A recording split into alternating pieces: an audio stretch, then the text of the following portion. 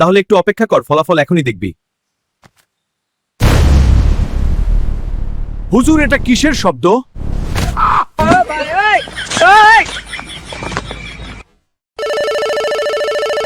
Hello ডেরাম, কি খবর? হুজুর, আমার নাম ডেরাম নয়, আমার নাম ডোনাল্ড ট্রাম্প।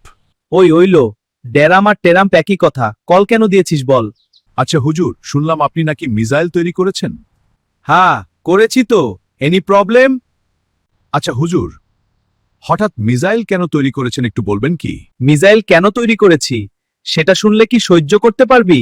আমি কিন্তু ভয় পাচ্ছি হুজুর, তারপরও বলেন না, একটু শুনি। তাহলে শোন, আমি মিসাইল তৈরি করেছি মূলত তোদের মতো ঝগড়া একটা প্রেসিডেন্টদের পাছায় মারার জন্য। কি বলেন হুজুর, এটাও কি সম্ভব? হ্যাঁ সম্ভব, আমরা বাঙালিদের পক্ষে সব সম্ভব। না না হুজুর, এটা আমি বিশ্বাস করি না। তাহলে প্রথম মিসাইলটা তোকে দিয়ে শুরু করি, তুই কি বলিস?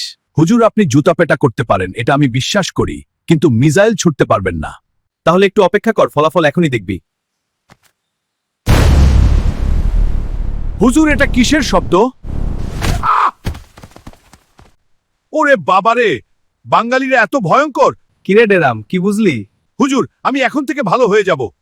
ইরানের ব্যাপারটা কি করবি? ইরানের সাথে আমি আর যুদ্ধ করব না। আর নেতানিয়াহুকে কি করবি? নেতানিয়াহুকে লাথি মেরে চলে আসব। ঠিক আছে, মনে থাকবে তো? কি বলেন হুজুর, জীবনেও আর মুসলমানদের সাথে বেয়াদবি করব না। আপনি শুধু মুসলিমদের বলুন, তারা যেন সবাই এক থাকে।